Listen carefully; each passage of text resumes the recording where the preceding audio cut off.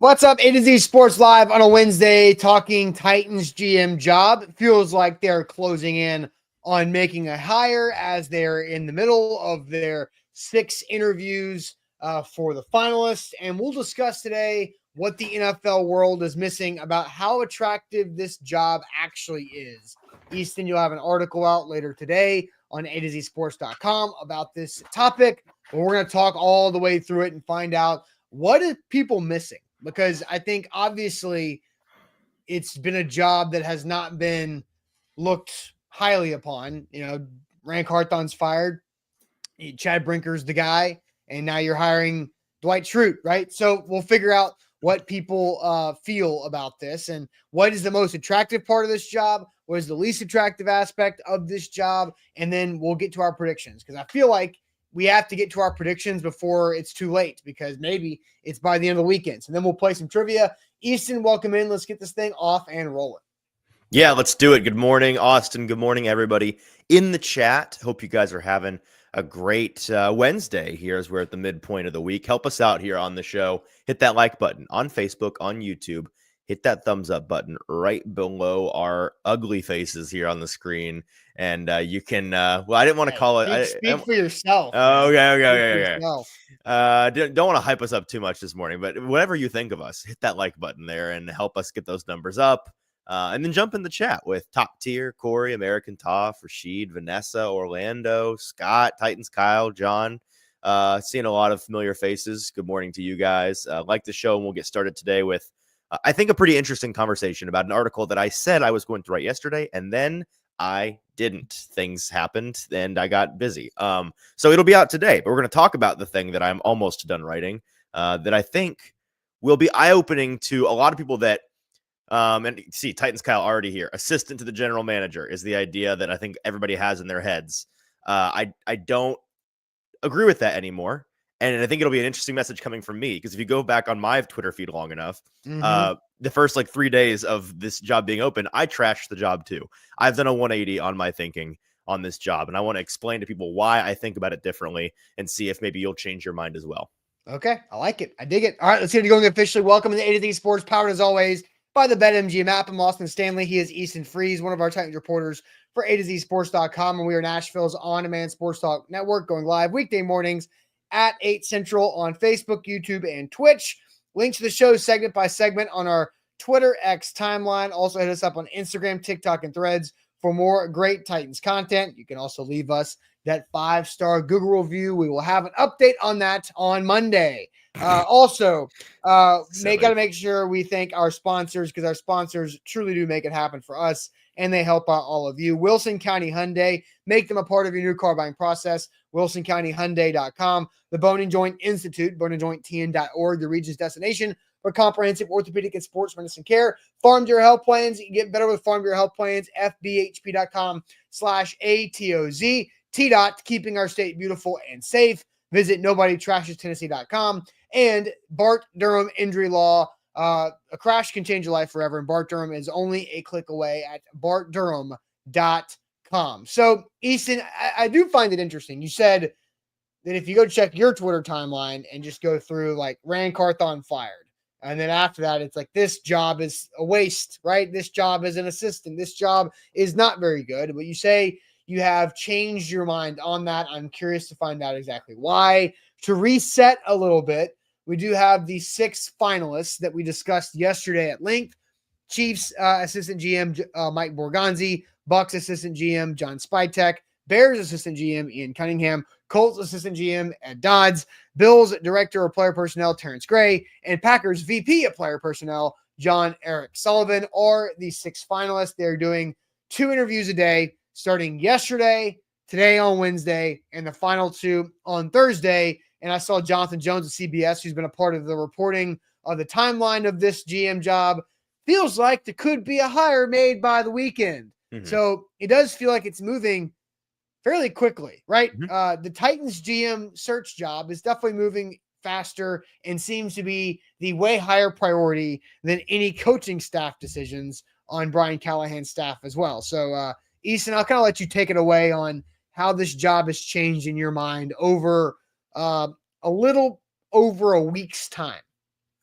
You're right that their efficiency with this search is it may be the most efficient thing they've done. I mean, they seem very competent in the way that they've done this. I don't know. They GM tanked search. very efficiently. That's actually a fantastic point. A fantastic point. Just not the kind of efficiency you necessarily want your franchise to have.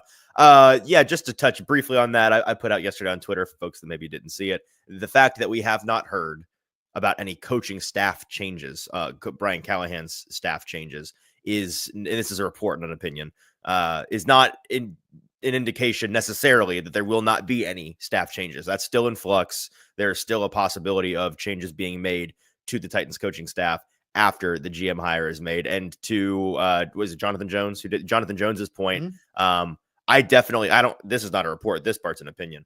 I definitely think we will have a GM announcement by next, probably Monday or Tuesday at the very latest. I'd imagine we'll be doing a introductory press conference next week. The way that they've been, hammering all this out, I wouldn't be surprised if, one of the guys on Thursday or today is somebody that you do the old, we won't let you leave the building kind of thing. Like I do think they're going to get to all the people, but John Eric Sullivan was placed last for a reason. He's the one that has the biggest connection. I wouldn't be shocked if the sixth and final interview is the guy that they just keep in the building forever. And then by Friday, we know who the guy is. So keep your head on a swivel, kids. You have no idea when this is going to come down the pike. Now, no, go ahead. You got no. I was just going to agreeing. Okay, well, I appreciate your support. Yes. Mm-hmm. The thesis of this is, and we have a graphic that we can throw up if we want to demonstrate how everyone, and I don't think this is really all that necessary to prove to you that people think this, because you all seem to already think it in the chat. And I think if you paid any attention to the Titans GM job, you know that people think this job is second rate. They think that it is a puppet job. They think that it is maybe a fall guy job. Whatever it is, it's not a serious GM job, is the perception. And that, again, hand up, I felt similar things when this job first came open. But since thinking about it a lot and talking to some people that know things, I've talked to one coach that's currently in the league. I talked to one coach who spent a long time in the league but is no longer in the league. Just about the way that things work in a front office, in an organization, back and forth with the coaching staff and whatever president or owner you have, and the power dynamics. And I think the entirety of people's opinion on this job right now is based on two things, Austin. One is the fact that the new GM is not going to technically have final say over the roster, right? Mm-hmm. That's where I think the assistant to the GM part comes from. And then number two, just this franchise not seeming all that stable, right? Seeming like at the top you have instability at ownership. You have a president of football operations that will be lording over you, and you don't necessarily know where his loyalties lie. That element of it. Those are the things that I think are influencing people's opinion on that. And I don't think that it's necessarily unfair. But let's take those one at a time, right? So lack of stability is, I think, the most fair element of this, questioning whether or not it is a super attractive job. I guess my question is, how often does a GM job come open where a team has super stability? Yeah, right. Like very rarely. The GM job doesn't become available because the team is like firing on all cylinders and competing at a high level. Right. And when they do come open, because they do, the Packers have an open GM job every blue moon, and the Steelers do every blue moon. The Steelers never have job openings. Okay. Every 40th blue moon. The Steelers head coach and GM job is kind of like the voice of the Tennessee Volunteers. It comes open once or twice in your lifetime, and you take it if it's offered to you. Yeah. I think here is my your point is correct, because the other two general manager jobs that are currently open alongside the Titans are the New York freaking Jets and the Las Vegas freaking Raiders. Tweedledee and Tweedledum of NFL instability. Bingo. Like, if you want to get cheaper and more unstable and irrational, you can't find anything better to fit those terms than the Jets and the Raiders. And so I think you find, and so when I was listening to your idea about the instability, and we'll get to some of the least attractive reasons on this, but the instability because I think in the last 3 football seasons, Amy Adams Strunk and the Titans have fired a GM, John Robinson, a head coach, Mike Vrabel, and now a GM, Ran Carthon. Right. And those 3 firings in a row, when looked at as one, looks like you guys have no idea what the hell you're doing. But when you look at each individual situation, each individual firing, you say, yeah, John Robinson deserved to be fired. You say, yeah, Mike Vrabel was really bad the last couple of years. It fell off a cliff. And he probably wanted too much power that he just got with the New England Patriots, by the way. No kidding. And so you say, okay, that could probably make sense. The fact that Mike Vrabel reportedly rumored to have his own ghost scouting staff outside of the Titans organization is funny. A different level of psychotic and hilarious. And perfectly Mike Vrabel, but that is something that is thought to be the case. And that deserved to be fired. And then Rain Carthon, if Rain Carthon was viewed as not as good of the executive job as Chad Brinker, then you don't need both of them. You just need one. And if Brinker's better, then move on from Rain Carthon and find the person you want to do that role. That makes sense. In a vacuum, they all make sense. Together, you look like you're clueless. So yes, it just depends on what you're looking at. Yeah, and there's a 1 of 32 element of this, right? Like there are some top candidates, some of which the Titans are, many of which the Titans are interviewing, and I think people are, before these second round interviews were sent out or announced and made official, I think people were expecting some of these guys to just flat out say no, and they may still if they're offered the job, right? We talked about that yesterday, but the reason why I think some of the best GM candidates in the league right now aren't as picky about this Titans job as people are making it out to be is because while you can wait for a super stable franchise to have an opening, you're going to be waiting a while, and then you're going to be competing for the most competitive job to come along for a while, right? And whether or not you think you are a great candidate, you better be the best candidate for them, or else you're just never going to get a job, right? Like it's a matter of opportunity, and anybody I think in any walk of life knows, unless you are just a very, very uniquely skilled individual, being really picky when a really awesome opportunity comes your way, you might say no to something that never comes open again for you. Yeah. Well, I think everybody in their life has that friend, that family member, that person that you know that they have been doing the same thing for a very long time. Right. And when you talk to them, like, yeah, I'm waiting for the right time. Yes. Well, like the right time's probably not going to come if you don't look and jump and decide to say, I'm going to create the right time. Right. And I think that's where if you're looking for perfect, you're not going to find it, right? Then you're going to sit there and you're going to be the assistant GM for the Chiefs for 16 years, and you might win 18 Super Bowls, but you're not going to move any further. Like if you're waiting for the perfect scenario. And I'm not saying that's what Mike Borgonzi's doing, but but he's been in that role for a very long time, a lot longer than most usually stay in that role. So yes, that's lack of stability. That's number one. Let's address number two, right? The number two thing I have on my list here is scarcity, and this kind of goes hand in hand, so we can be quick on this one. There are only 3 openings, and that is less than I think usual.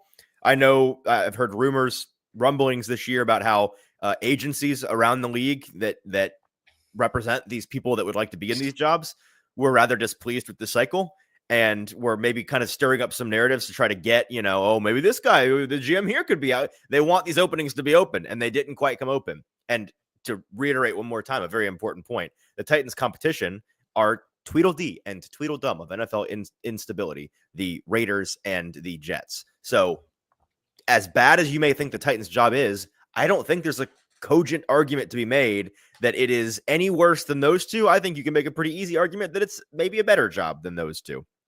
So that's scarcity. That's lack of stability. Now, the other thing that I think people are basing their opinion on is final roster stay. And I want to spend some time on this one, Austin, because this is maybe the biggest misunderstanding I think people have about the way that the NFL actually works. We way overrate this idea of who has final say. We do. Media, fans, we way overrate who has final say, because in reality, and this is what I talked to these two coaches about that. One coaching now, one that coached for a long time a while back. It's just not the way that it works in a team's building, in a front office, in communication with the head coach. If a team is not, what I was told by, paraphrasing, but what I was told by one of them is that if we come to a disagreement, we just move on. on a player. That is, like, if we're disagreeing over what to do with a player, we'll hash it out. We'll make our cases. But if somebody really does not feel good about something at the top, I'm not talking about everybody in the organization, but like if the coach and the GM, and in this case, the president and or the owner doesn't feel good about something, they just move on. And this one guy, one of the coaches told me, in my, whatever it was, 15, 16 years in the league, I can think of 3 times that we really came to a head over a player that ended up being on the roster, right? It's just not the way that it works. Here's the other thing. Final say, kind of, because the only person in any organization that has final say is the owner. Nothing gets done unless the owner says so. And so the reason why we overrated Austin is because when it's nut cutting time and somebody has to be blamed for something and there's firings that need to be handed down, or there's like praise and we're trying to figure out who to be happy with, we want to be able to point the finger to, that's the guy that rubber stamped it, right? And so that's why we overrated, I think. But in reality, the blame game is a blame pie. It's not any one person who is the czar over the roster, ruling with an iron fist. And in this new job for the Titans, Chad Brinker is not going to be – this new GM's not going to be coming to Chad Brinker saying, I want this guy on the roster and I want to cut this guy. And Chad Brinker's going to go, no, we're not doing – that's not the way it actually works in reality. So that's the point there. Final say, super overrated, not really a big deal. Okay, interesting. All right, we'll dive into some of that. We'll get to some of your comments, but we're going to ask you guys this question right now. What's the most attractive part of the Titans open GM job? What is the most attractive part of the Titans open general manager job? We'll get to your comments here in a second, but the Bone and Joint Institute is where you should go if an injury happens in life.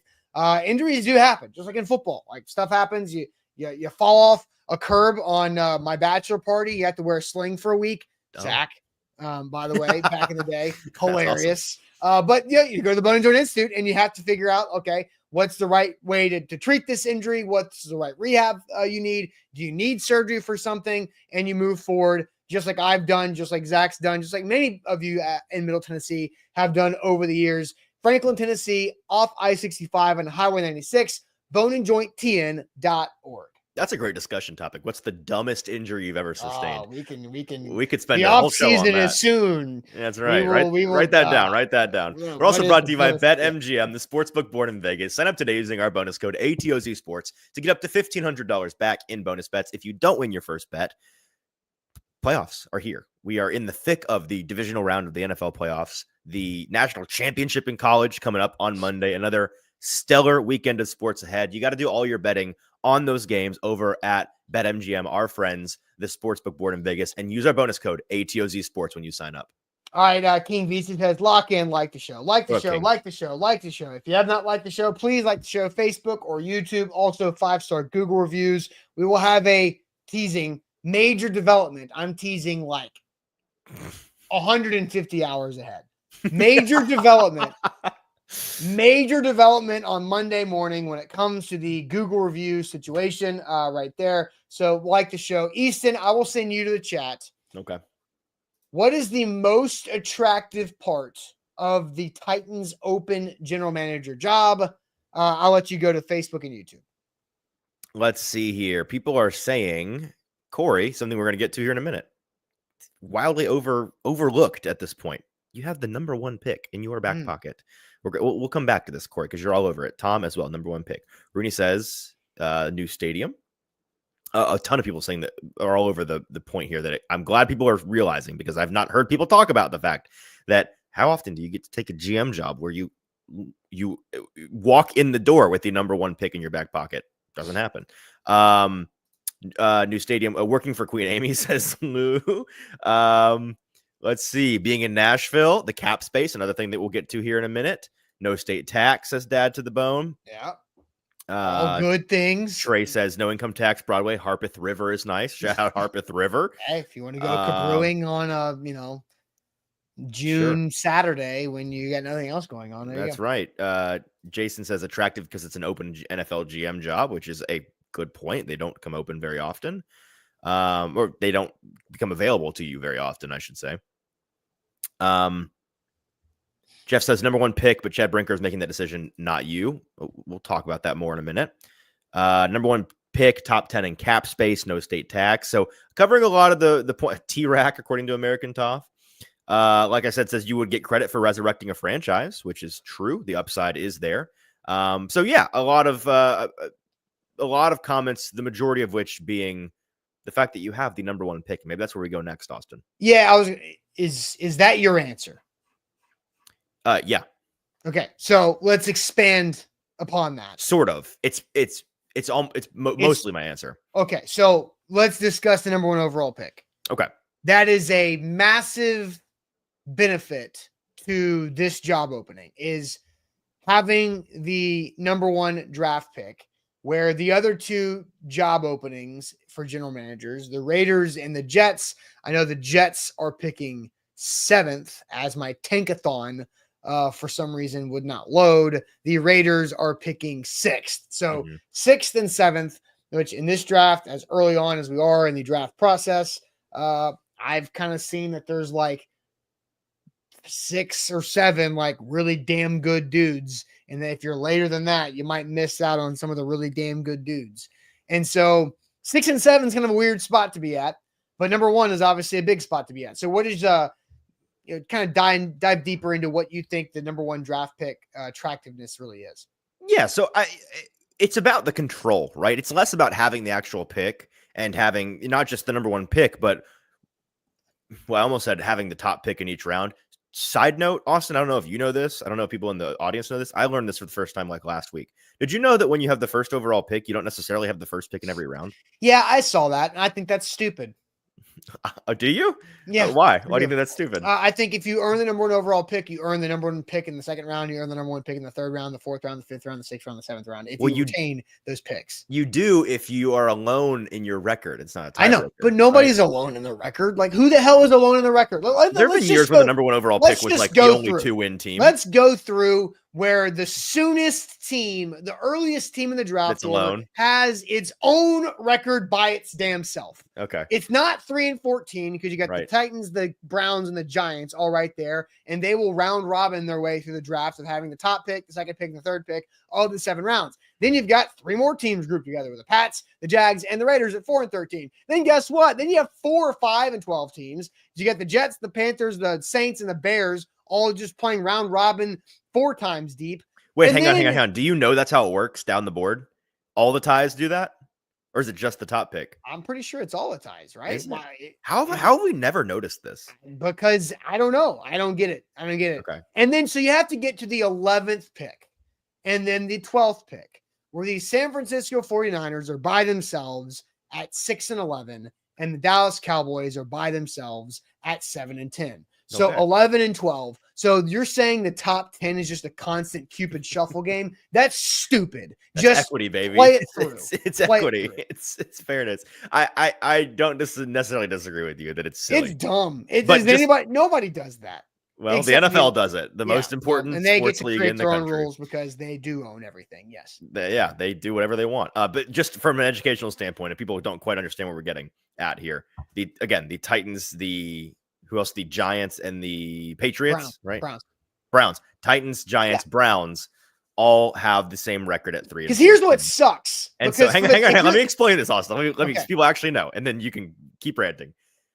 Every round, they will rotate who has the first pick in that round. So the Titans have the first pick in the first round, and then the Browns will move up. The Titans will move to the back of the line. Yeah. And then you rotate for second round, third round, all the way through. So the Titans have the first pick in the first round, then the third, then the second, then the first, then the third, then the second, then the first.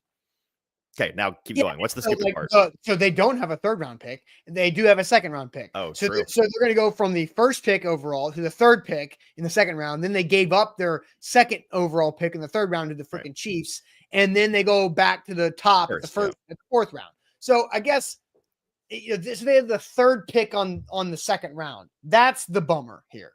Because did you not earn this? And because that's what Orlando says. So why the hell does strength of schedule matter? It just matters for the very, very, very, very top. Yeah, because that's where the real value is, right? That's what matters the most. But I think there is huge value in every round. There is. I think the good thing about the difference of picks is the value, right? The difference between 1 and 2 is way bigger than 1 and 2 in the third round. You know what I mean? But here's where it really matters. It matters day 1, day 2, day 3. having the number one pick on each day is important because you have the number one pick over again. So if the Titans had the number one pick in the second round and the number one pick in the fourth round, which they do, then you go to bed, you wake up the next day, new draft. Mm-hmm. And so now you have 24 hours to wheel and deal and see if anybody's desperate for that first pick. You only have that in the fourth round. You don't have that in the second round, which I think they should. Right. Okay, well, that's a tangent that I was fun, but let's get back to the point here. I hope people learned something there and have found a new thing to be mad at, perhaps. But the point here, this GM job, the attractiveness, right? You do have in the first round where it matters the most, the number one overall pick, which is something that very few GM openings have for you to just walk in and you get to be the guy. And again, people may think, well, it's Chad Brinker making the first overall pick. It's about the power that your franchise has in that number one overall pick, because we don't know what they're going to do with it. It could be one of these quarterbacks, could be one of the best position players. They could move off the pick, right? They have all the power in the draft. And talk about having time to wheel and deal. They have almost 4 months to do so. And you as the GM who is going to, this is I think the biggest misconception. I think everybody saw Rand get fired and heard Chad Brinker, because I went back and poured over all the Chad Brinker and Amy Adams messaging, official messaging since the firing and what they've said the new job is going to be. And I think everyone heard, oh, now Chad's in charge, and think, oh, this GM job has been diminished greatly. Wrong. It's the same job Rand did. You're going to be doing the same thing Rand did.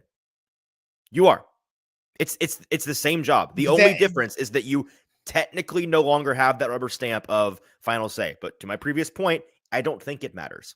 So, okay. I want to go into something because this is not my answer. I'll get to my answer on what I think the most attractive part of the Titans GM job is. Okay. But I believe people in leadership positions, also a portion of that leadership position is a servant role to the people that they lead. Sure. So I think I've learned this over years of growing this company with Zach and managing people and helping people, that I am over the website. That is my role. We have 30 writers, full-time / part-time writers on the website, including our management staff. I view myself as a servant to those 30 people to help them do better as I am leading that staff. I think the GM job, their goal is to serve the head coach, to give the head coach the players that fit their scheme on the field. I think Chad Brinker's role is to serve that general manager to make his job easier with resources as his leader. Yes. And I think the coach's job is to serve the players to give them the best chance to succeed on every snap of the football field. And so while Chad Brinker is above this GM, I do think that there's a little bit of like Chad Brinker, I believe, wants to make sure that he puts this guy that he hires in the best position to succeed. And this guy's coming in to scout for Brian Callahan. And Brian Callahan is trying to find the quarterback that he believes is the best chance to build, and the roster it trickles down from there. So I think while there's a power structure, I think there's also like a servant structure of the same order. Do you buy that? I do. And as MB points out, he says, Easton, no one believes that, and perception is everything. That being that this GM's going to have power and that you are going to have any say over the roster. You know who believes it, Austin?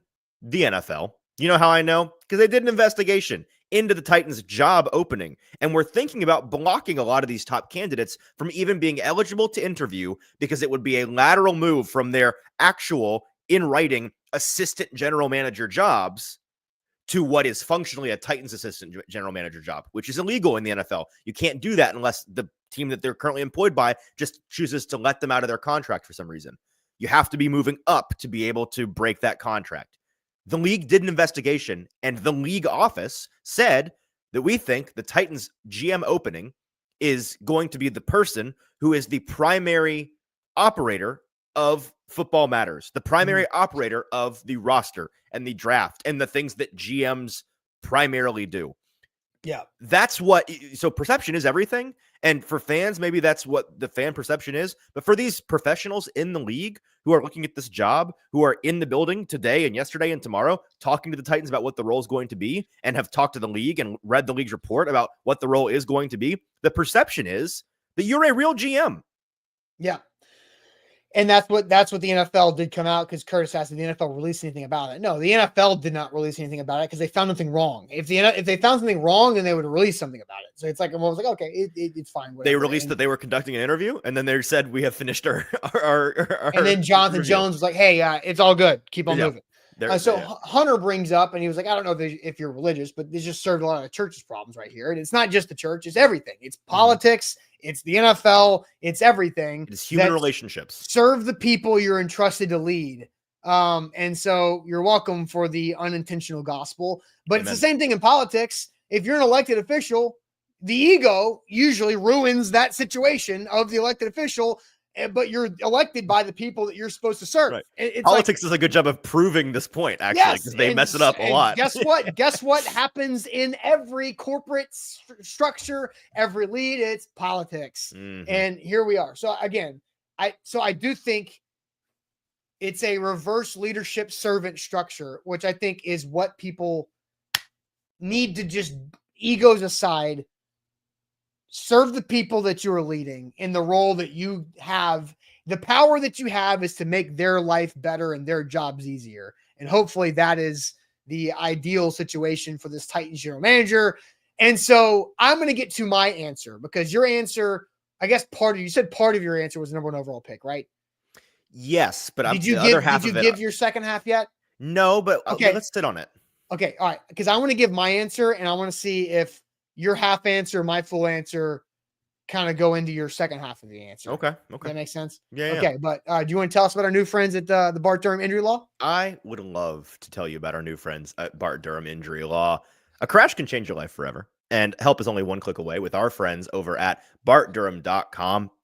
They are your guy if you are in any kind of big truck accident, really any accident of any kind, and you need help. As Austin has pointed out previously, it's not just about being in an accident, right? They also have a ton of resources for if you want education about driving in the snow, about rules of the road and defensive driving.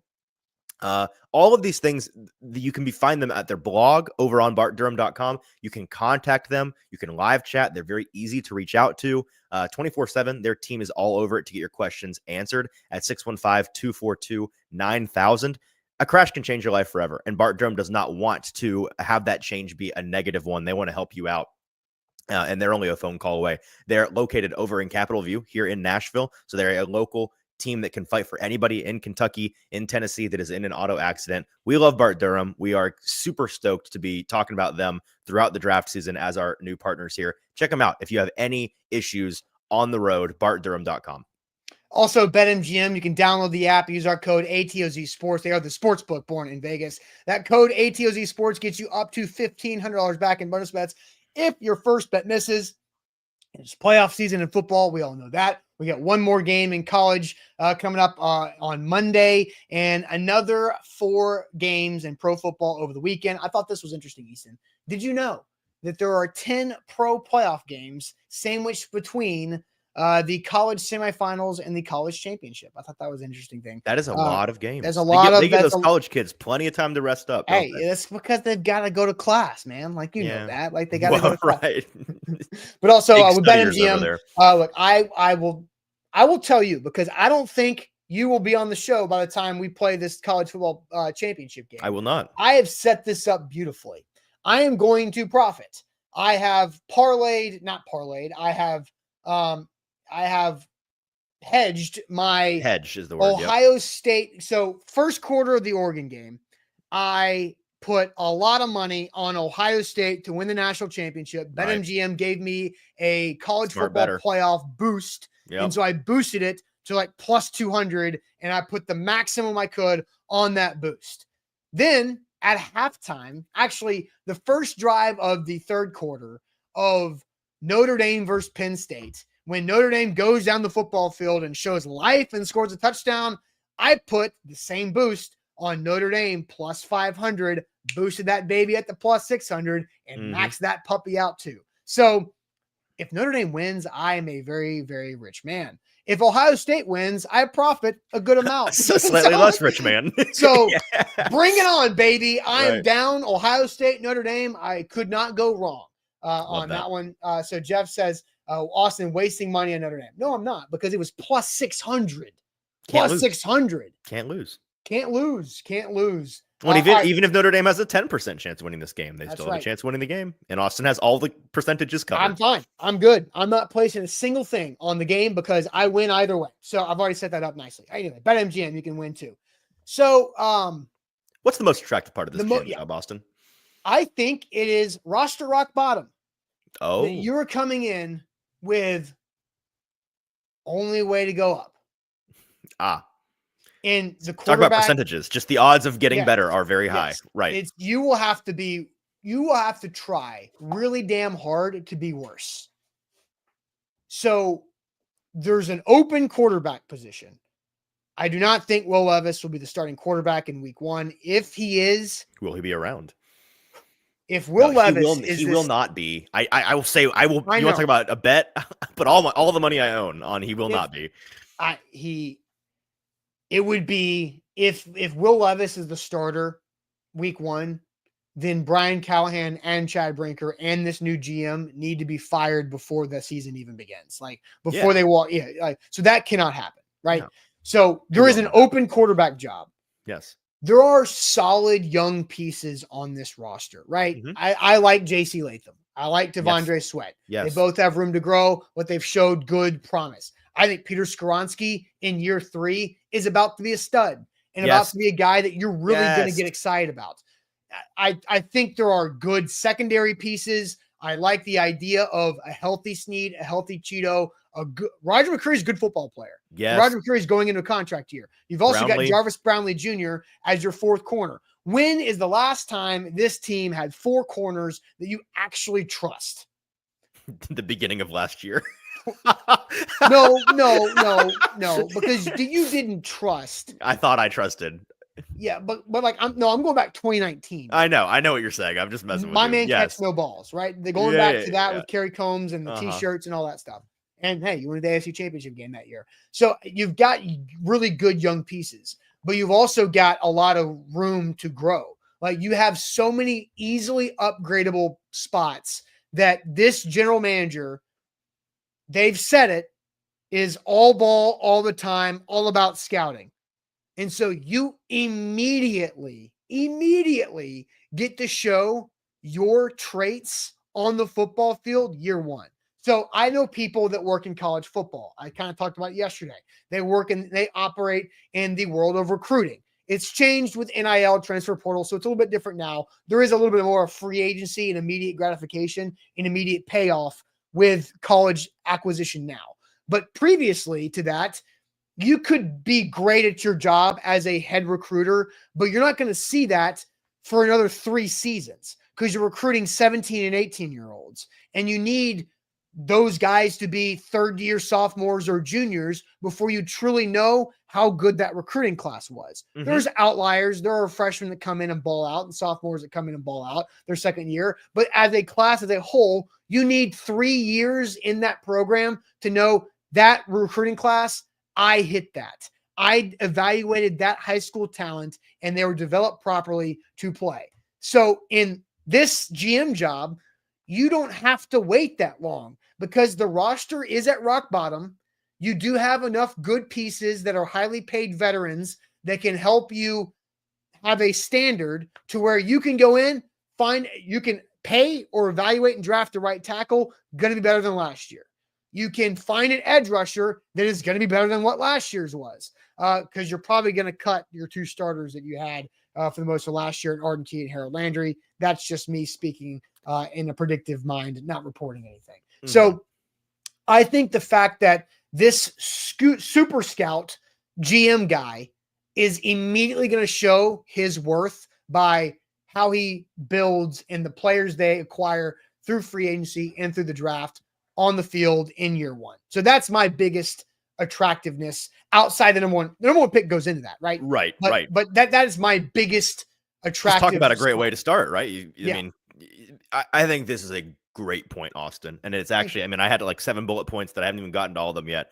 This is not one that I had in writing. I added it to my list to write about here in a minute. So thank you for that. Put it on the board. You know what my wife and I did over our not long, but the snow weekend? We got big snow here in Nashville. Like a day and a half snow weekend. Okay, well, yes. 48 hours. You had the whole day of the snow, and then Saturday there was still snow around. The point is, I still have snow. I saw your snowman, by the way, on was it Instagram you posted? Poor guy. Yeah. We had a big did you make yours like life size? Ours was like life size. Yeah, we had a cul-de-sac gathering on Friday afternoon where like 4 households came together and built like a 7-foot snowman. Yeah. Day 6 is today. He's looking rough. Yeah, our snowman's condition is terminal as well. But what we did is we broke out. My wife said we had the fire going. We had the TV, watched the football games on TV. She goes, let's break out a puzzle. We like to do a puzzle every once in a while, right? Broke out a jigsaw puzzle. What this is for this new GM is the part of the puzzle that I like to do, which is the easy beginning. You know what's the easiest about a jigsaw puzzle? When you just have the edge pieces and it's like you're on easy mode and it's like, well, this is easy. I just got to figure out how they have one side's flat. Like you're just starting out on the puzzle. It's not all that difficult. You're not down to the last couple pieces that are like one solid shade of, you have to like really think about it. No, this is the easy part. You can add very basic things to this roster and make it better in a hurry. So I think that's a great point. Let me get into my second point here, which yours sort of led into. So the first part of my point was you have the first overall pick, and that's great. And the second part is what you may do with that first overall pick, which is, as the new GM, you are going to get to come in on day 1, begin to work on controlling your own quarterback destiny, right? And that's something that is, I think, scary to some people because they say, oh, look at the options. Oh, maybe what if Chad Brinker and Brian Callahan already kind of have an idea what they want to do, and you come in and you maybe you don't have total say over what it is. A scary proposition, and statistically it is the part of the job that is most likely to eventually get this new person fired, right? That's just the case in the NFL. If you miss on quarterback, people's heads tend to roll. But what do we hear all the time from coaches, from GMs in new roles around the league? Oh, it is in reports, right? Well, they like this guy. He was fine for however long they had him, but the new regime really wants their guy, right? They want a chance to have their guy. This new GM has the chance to walk in with the first overall pick and decide whether it's in the draft or in free agency, their guy, right? Or decide our guy not available yet. We're gonna use our resources somehow else. We'll get a stopgap guy, not an our guy, like a guy I'm banking my career on, but a guy we're gonna use this year. We're gonna find my guy later, and shoot that one bullet that you have in the chamber on most people statistically have. You get one shot at your guy. That's a really big deal. And so when you get to shape, I think, the future of the most important position in the sport for a franchise on day 1 as the GM, and it's currently a blank slate because, again, they have one quarterback on contract who we are not sure he will even make it through August in terms of being traded away. Should not be on the roster when they break camp. So blank slate, rock bottom in terms of finding somebody better. So it won't, like, options may be limited in terms of upside, but finding somebody better, hard to go wrong there. And you have the first overall pick. So that is a big selling point, is that you get to choose your guy as the new GM. I think that's interesting. I mean, because I agree with it, but that also kind of leads me into what the least attractive part of this job is. And that's what I'm going to get to next. So we're going to ask you guys now, what's the least attractive part of the Titans open GM job? So you guys want to give your answers, your thoughts on that one. The least attractive part of the Titans GM job after we've gone through the most attractive. But first, I'll tell you guys about T-Dot, our friends, T-Dot, NobodyTrashesTennessee.com. That is where you can help out their campaign to keep our state beautiful and be a part of finding the solution to end littering across our state. T-Dot's been out there spending a bunch of money, like $23 million a year is what they spend cleaning up the roads. Like, I'm not talking about fixing potholes. I'm not talking about repaving. I'm talking about cleaning up the litter on our highways, interstates, and other roadways. We can all pitch in with that one. Just stop littering. It's really not that hard. Just go to the recycling bin, the trash can. Everything is accessible. Do that. Just be a good human being. 2, you can pick up litter when you see it. I've started doing that a lot more since our relationship began with T-Dot. Or 3, go to nobodytrashestennessee.com. You can sign up to join local cleanups that are already organized. You can organize one yourself. You can take a litter quiz that saves you money on local events for tickets or a lot of other options there. But you get started today by visiting nobodytrashestennessee.com. T-Dot is cleaning up on the roads. BetMGM is going to help you clean up at the sports book. Use our promo code ATOZ Sports to get up to $1,500 back in bonus bets if your first bet does not cash. Got to use that code ATOZ Sports with our friends over on the BetMGM app. Yeah, American Top says, stop throwing your gum out the window. Just be a normal person. Just put it underneath your car seat until you get home. Just swallow it and add it to the collection of all the other gum in your stomach that's been there for 7 years. No, I'm kidding. Don't. Gum. I don't chew gum. You ever met somebody that just swallows gum? And then you're like, what'd you do with that gum? They're like, I swallowed it. What are you talking about? No, I don't know that I know that. I'm sure there are people like that in the world. I used to know people that just swallowed their dip just because they were like actual jail. Anyway, prison. All right. The least attractive part of this Titans GM job. So Jerry says about a 2-year leash, which is that reality? Because the perception is that's the reality, but in actuality, it's not. I'm so glad he brought this up, and we can read other unattractive things, but there is one more bullet point on my list of attractive things that speaks to this right here. So let's put a pin in that one. Okay, cool. Ramon says you have the worst owner ever of an NFL franchise. I also think that is completely a untrue. Overreaction. Are there questions you can have about Amy Adams Strunk as an owner? Hell yeah. 100%. Hell yeah. But Austin, what's the number one story in the entire NFL right now? The Dallas Cowboys. Jerry Jones. Jerry Jones talking on the phone, going rogue, potentially wanting to hire Deion Sanders for his clown show after he missed the first round of coaching interviews because he's a moron. Mm-hmm. Come on, people. Yep. Darius says instability in power structure. IR says Amy Adams Strunk's quick release. Just as quick as Will Levis's, as people are trying to say. Tom says and ownership. Perhaps. Michael says Miss Amy. More owner, scared of getting fired after 2 years of rebuild. And everybody is saying owner. Now, Eric says Chad Brinker. Louis just says getting fired. Now, I did see real quick. Jake had a good comment and a bad comment.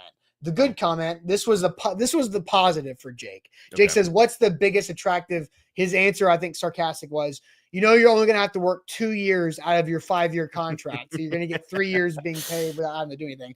Funny. And there are 3 individuals, plausible. Actually now 2, because Mike Vrabel's off the books after getting the Patriots job, that are getting buyout money from the Titans, Rand Carthon and John Robinson. Jake's wrong comment of the day was Henry should have never been let go. Derrick Henry was not let go. Derrick Henry wanted to leave. That's not how that works there, Jake. He was a free agent. There was no keeping him to be done. Free agents get to do what they want because they are free agents. There are restricted free agents that cannot do everything that they want. There are exclusive rights free agents who basically have zero power. Mm-hmm. But Derrick Henry was an unrestricted free agent and did exactly what he wanted and went to the Baltimore Ravens. And now is going to play for a chance to go to the AFC Championship game again. So, all right. So you have your most unattractive or the least attractive part of the job. Mine was kind of along the lines of your second part of the attractiveness of you get to pick your guy at quarterback. Okay. My least attractive part of the job is that your clock starts when you get hired, because there are general manager jobs, there are head coaching jobs who come into that role and inherit a quarterback situation that they will not be blamed for. Mm-hmm. So they get a reset button opportunity to use that is your get out of jail free card when you want to use it, when the time is right. And then their clock starts. This GM comes in and does not have a get out of jail free card. Brian Callahan had a get out of jail free card. Mike Vrabel had a get out of jail free card, which was Marcus Mariota, and John Robinson had a couple get out of jail free cards because he drafted Marcus. No, he did not draft Marcus. And then he traded for Ryan Tannehill, which was an extra life insurance policy. Yep. Right. So I think that is the least attractive part of it, because you are starting and your clock is ticking right now. And that is a interesting situation to me. It's a double-edged sword, though, right? Because 100%. Yeah, by this, and that was the other thing. I'm glad you brought up the sword analogy, because I was going to use that too. Buck used that when Mike Vrabel was hired by the Patriots, of what the double-edged sword nature is of this, because you will be judged on your decision you did not make. Mm-hmm. If you do not take Shedeur Sanders or Cam Ward number 1 overall, and they are good, you are judged by that. Sure. If CJ Stroud is good in Houston, Bryce Young has not been in Carolina, they are judged in Carolina by CJ Stroud being CJ Stroud and winning 2 playoff games in his first 2 years. Mm-hmm. Right? So there is a double-edged sword to that. Absolutely. And that's not the double-edged sword I was talking about, actually. Okay, you are right that that's one of them. The double-edged sword I was talking about is that it is 2 sides of the same coin. My attractiveness element of you get to shape the quarterback future of this franchise, and your unattractive element of it being your clock starts now. It's just a high risk, high reward part of the opening, right? It's a put up or shut up part of the job opening. So I guess my point is you can't have it both ways, right? If you're a GM who's like, I really want to not have to be saddled by a pre-existing situation at the most important position, I want to have my guy, then guess what? You got to be willing to have your clock start day 1. You have to. Sure. Because when you get your guy, that's how it works. Yep. And I think that's, MB says, Austin, the get out of jail card would be if he can fire Callahan at the end of next season. He's not going to get to fire Callahan. But that's not his decision that we've talked about. But again, that's something that we don't know. And I think that is what Sam's biggest point was. If the Titans do get the number 1 pick, you clean house completely, so you don't just have people with their get out of jail free cards of firing the guy that was there, that they can have the fall guy, right? It's the whole game of Survivor. It's who do you get to burn because you want immunity, or you're on the top this particular episode in this particular season, and somebody's going to go home that extends your life for another week or year. And then at some point it's going to be you. And so that's the dangerous part of the game here that they've been playing by not being aligned. I think they have a chance to be aligned, but there is the idea of, okay, Callahan and Brinker kind of started their roles at the same time. Now you enter this new GM who's starting his role 1 year later. Who is the first of those 3 to go if it doesn't work out? We don't know the answer to that, but that's a great question. Which is a perfect segue into my last point here. And I want to bring back that thing we put a pin in earlier, which we didn't save. Whoops. But whoever said it earlier about what was the comment that you basically the most unattractive part is that you probably only have 2 years before you get fired, right? Yeah, That's what the person said. So Jared. Yes. Perfect. That's why I said 2-year leash if we are losing if we are losing you're out. No time. Oh, if you're losing you're out of the quarterback, no time to grow. Right. So my rebuttal to that is, in the last bullet point I had down for why this is a more attractive job than people think, the new GM is not even close to the next person on the chopping block, in my opinion. I know that a lot of people think, well, this is a scapegoat job. It is a puppet job. It's the guy that, Chad Brinker is going to point to if things go poorly to, say, I think a lot of people think that Brinker has set himself up to take all of the praise and none of the blame, which maybe on paper you could make that argument, but I don't think ownership is going to see it that way, right? Because ownership has empowered Chad Brinker to be the one calling the shots, which ultimately in corporate politics means that they are going to hold you the most responsible for the things that happen. And especially when you are being tasked with hiring the guy who's do you really think if Amy's saying, hey, Chad, go hire your guy at GM, get the guy that you think is going to do an awesome job, and that guy comes in and does a lackluster job, or she perceives the roster as having been Do you think she's going to say, well, that guy stinks, get him out of here? Chad, you're okay? She's going to hold Chad responsible for that. Sure. Yeah. So, and this comes back to what I've talked about on the show many times. I think the natural cycle of fan pitchfork mobs. You come for one figurehead at a time. GM, coach, quarterback, and in this organization now we can talk about president being a part of that as well, right? President of football operations. Football president op. Yeah, exactly. Because there's another president here. Right. Let's think about what has happened, right? The mob came for Robinson. Robinson got. The mob came, that was the GM. Then they came for the coach, Mike Vrabel. Got. Then most recently, we have come for the quarterback, and he's the one that's gotten the blame, right? Quarterback, got. Who's next on the list? Yeah. It is the people that have been here. It is Callahan. I think it's probably, I would argue he is next on the actual list of guys people are going to blame if things go poorly because they're already kind of wanting to. And then Chad Brinker is, I think, ahead of, if not right in line with, whoever this new GM is going to be. Yeah, I agree. I think there are only two people in this organization that are untouchable right now. One is permanently untouchable. That's Amy Adams Strunk because she is the controlling owner. Mm-hmm. And the other person that's untouchable currently is Burke Nihill. Mm-hmm. Burke Nihill is the president and CEO of the entire organization, not just the football side, but everything. He just is the one who did the legwork and the groundwork to get the new stadium. So he is the golden boy. Burke Nihill is untouchable for the foreseeable future.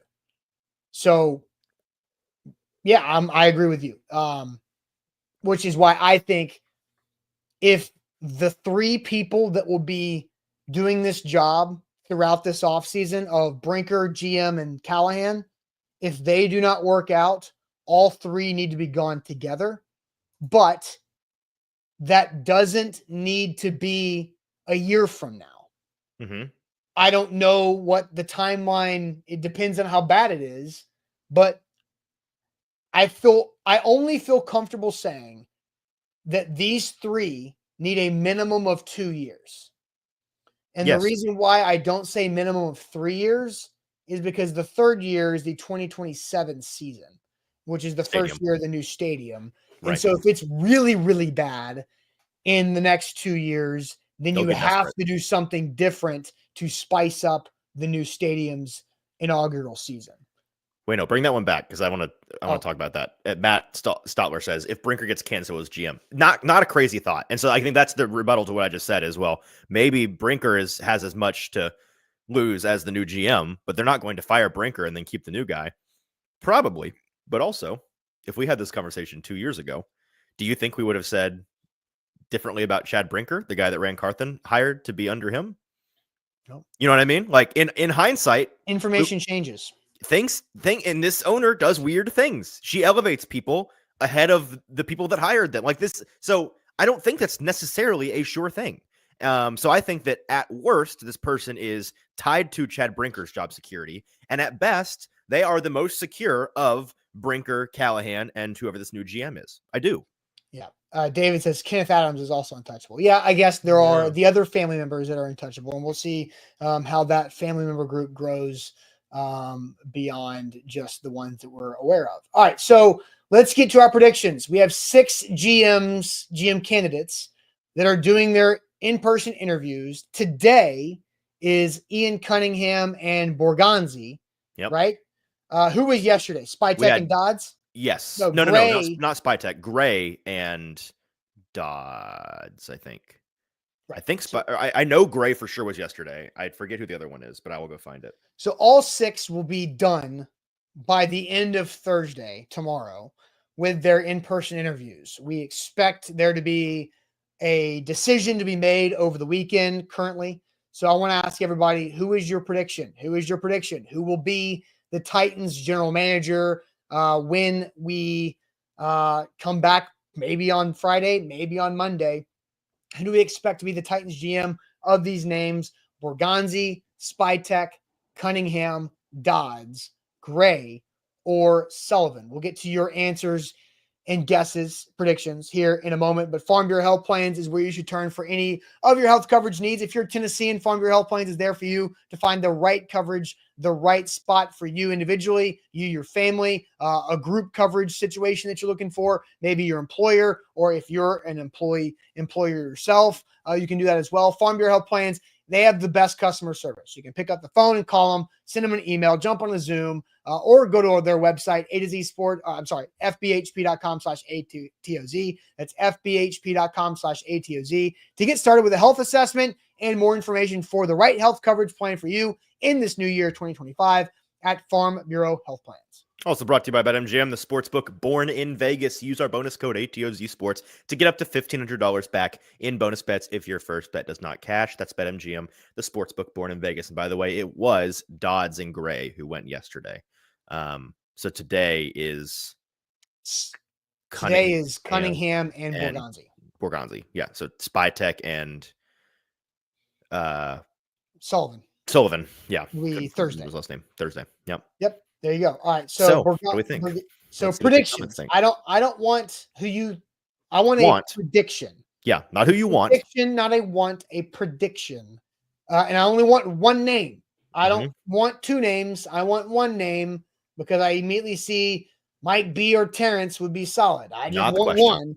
So I'm going to say Borgonzi was Curtis's vote. I see Brandon says Gray, John Eric Sullivan from Cadaro. Ashley says probably the Packers guy that is John Eric Sullivan. See Jerry says Borgonzi. They just throws out three names. Borgonzi and Gray is the pick, but wouldn't be surprised if Sullivan. Let's list all six. Can't be wrong. Jerry's like, I got a 50% chance of getting this right. Let's see. Curtis says he's predicting John Eric Sullivan. I guess Curtis is saying. All right. So let's see. Richard says Sullivan. Titans Kyle says Cunningham. Let's see. Hire Terrence Gray, says Jeffrey. I'm not going to get the other comment because that's irrelevant at this point. Orlando says Gray, Sullivan, and Sullivan. Borgonzi is his prediction from Chris, but wants Spytek. And Jason says, hopefully not a Colts employee. So, Easton, your prediction on who is the hire, not who you want, because we both said yesterday Spytek was our favorite. Yep. But who is your prediction? Yeah, Spytek is my favorite. I would love if on Thursday they just didn't let him leave tomorrow, didn't let him leave the building. But my guess is what I think the majority of people in the comments have said is John Eric Sullivan. I think that the connection from a Green Bay standpoint with Chad Brinker is going to be we talked about how all of these guys are qualified. It's going to be splitting hairs, trying to figure out who you like better and why for the people that are doing the interviewing. And I think the biggest thing will be connection, vibe, overlap. All of that is what John Eric Sullivan is to Chad Brinker. I think his scouting system, just like the terminology, the process, there's probably a ton, if not complete overlap with the way that Chad Brinker likes to do things. I think that for Chad Brinker, from a politics standpoint, it's important for him, as I said yesterday, to bring in somebody that is loyal to him before they are loyal to Amy. Whether you can say that or not, just like who did you know first? And John Eric Sullivan fits that bill. John Eric Sullivan is somebody that Chad Brinker, before he was ever in anything close to this power, was on the record talking about as his guy and somebody that he respected and somebody that he liked a lot and worked with in the past. And I also think, just reading the tea leaves, the way that of the 10 people that did the first round, the only person we couldn't get confirmation on all weekend, and I was asking people in the building, hey, is this guy for sure interviewing? And I got a lot of, I don't know. And then finally on Monday, no insider had this. Finally on Monday, somebody said, oh, by the way, John Eric Sullivan went today, last one of the 10. And then, oh, by the way, he's also going to be the last one we announced to get a second callback. And he's also going to be the last one that goes during the callbacks. So that if we want to do all the interviews and then let the last guy not leave the building, it can be John Eric Sullivan, which is who I think will be the pick. I think he's probably, like, if there were betting odds on this of the six, I think John Eric Sullivan would probably be the odds favorite to do this. You going to take some value on the old bet sheet here? So I'm not going to go John Eric Sullivan. I do not think Borgonzi will take it if offered. And I think they'll do the thing where they'll kind of know that he won't take it if offered, so they won't offer it. Right. I think Spytek is interesting because I think Spytek is probably the betting odds favorite if it existed for the Las Vegas Raiders GM job. Because of the Brady connection. The Tom Brady connection is very Folks that strong. don't know, he was the operative element of getting Brady and all of the Brady gang to Tampa Bay when they won their ring. They're good buddies. And they were in Michigan together, so there's history there. Oh, yeah, they played together, didn't they? I forgot about that. Yeah. My prediction is going to be Ian Cunningham. Wow. Oh, off the wall. And why I think is because I think Ian Cunningham almost won the first time. Yeah, it's a second time. It's a second go around with Amy, and she likes people that she's familiar with, right? This is true. And here's the other thing. The Bears are set up, not exactly, but kind of close to what the Titans want. Good point. Ryan Poles is the GM. Yep. With the roster control. But then you have another like football kind of guy in Kevin Warren, the former Big Ten commissioner. He's their president as well. I don't know if it's a football ops, but he's president of something. Right, but he is like he is a figurehead in that organization. And he's over the GM.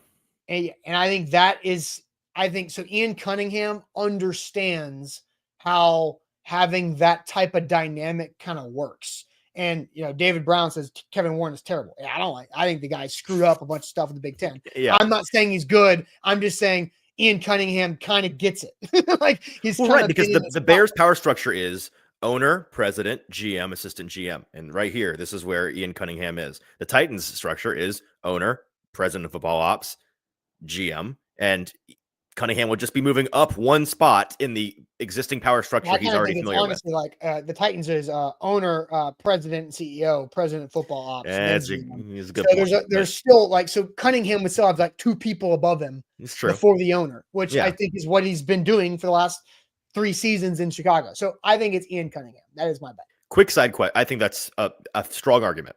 Side question. We've agreed yesterday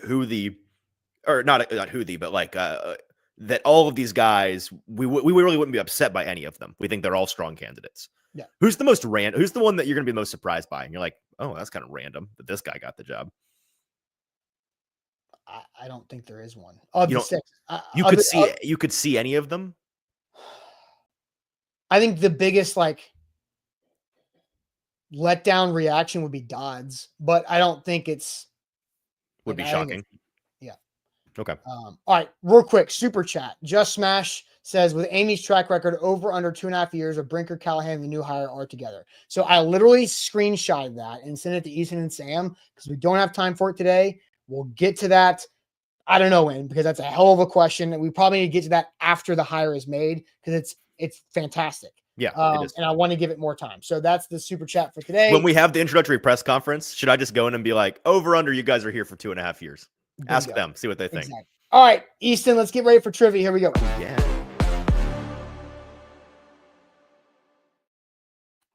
Wilson County Hyundai, WilsonCountyHyundai.com is where to go. Make them a part of your new car buying process. See them in Lebanon or online at Wilson County Hyundai. Payne Bone does a great job in Lebanon, so go check them out. Save some money on that ride. Easton, are you ready for some trivia? I am ready. Here we go. Let's do it. Time for trivia. We will start with the NFL. I will say I have a meeting coming up shortly. All right, we'll hustle. Go ahead and send a text. Say I'm going to be slightly late for this. Something very important going on. Yeah. Hey, let me close the ad. Hey, that's new. Okay. There you go. All right. So let's start off with NFL and get Boogie in. Chat, lock in here. Help us out. NFL. Here we go. After beating the Bills in a low-scoring 10-3 wildcard game, Blake Bortles and the Jaguars upset this 13-3 AFC team in a high-scoring. Who'd you say? Steelers. Okay, I was about to say I thought it was Steelers, but I heard Bears for some reason, and that didn't make any sense.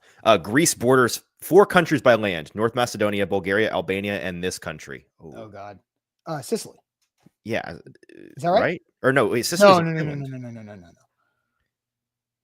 Bulgaria, Albania. Oh, my European geography is. Italy? Is it Italy? That sounds right. Poland? No, not Poland. Poland's too far north. Poland's way, yeah. I think it's. Italy sounds right. Chat, who's got the European? Bosnia? Turkey? I don't know. This is tough. European geography. Come on, chat. Come on, chat, help us out. Rome, Albania. Well, Rome. Turkey. Albania, Turkey. Greece. Albania's on here. That's already on here. I think we have to take a shot. 2 people said Turkey. Turkey. I think we have to go Turkey. All right. Hey! This game show originally ran on NBC from 2005 to 2009, and in 2024 it got revamped as an NBC reality competition. This is Deal or No Deal Island. Oh, no. Yep. 09 animated Disney musical fantasy comedy was set in 20s New Orleans. Princess and the Frog. Sounds great. Hello? Why is it not on here? It is it The Princess and the Frog? It is Princess and the Frog. I'm not losing my mind. Just The Princess. Okay, cool. Okay, weird. This late emo rapper has a diamond certified single with his 2018 hit Lucid Dreams. Is this XXX Tentacion or whatever his name is? That sounds correct. Not exactly in the emo rap game. It might be Juice. That sounds right, Juice actually. WRLD, yeah. I think World is not. World, yeah, okay. Yeah. Grocery, introduced nationwide in 89. Oscar Mayer has produced this famous brand of prepackaged meals. It's hot dog, right? Am I losing my mind? Gotta be. Why is hot dog not an option? Prepackaged meals typically come in yellow boxes or packaging. Hot dog. Oscar Mayer Wiener. Frank's. Lunchables, 1989. Is it? Oh, I thought that said 1889. Yeah, Lunchables. 1889. Basketball, a two-time consensus All-American. This Tennessee guard played from 04 to 08 and holds the SEC record for most career three-pointers made. Chris Lofton. All right, baseball. After a stint in Boston, Derek Lowe led the National League in wins while pitching for this team in 06. I do not know. Chat, help, please. Tigers? Maybe. I have no idea. Are the Tigers an NL team? Again, I have to ask that every time there's an AL. Tigers are an NL team, I'm pretty sure. Dodgers, Cardinals. I could be wrong. Again, baseball not my thing, man. Derek Lowe. Dodgers. We're going Dodgers. When in doubt, Dodgers not a bad guess. Tigers are not. All right, celebrity mashup here. Oh, that's Tommy Lee Jones is the outside, and what's her freaking name in the middle? She's in Mr. Deeds. I know. I don't know her name. She's one of the Winona Rose Byrne. Byron. No, Rose Byrne. Rose Byrne. Is it Rose Byrne? Chat. Does that sound right? I think you're right. Nick says Tigers are AL idiots. We are idiots. Rose Byrne. Yeah. Byrne. I know. I have AL 402, 9 for 9. Not bad. Very good. I have AL versus NL dyslexia.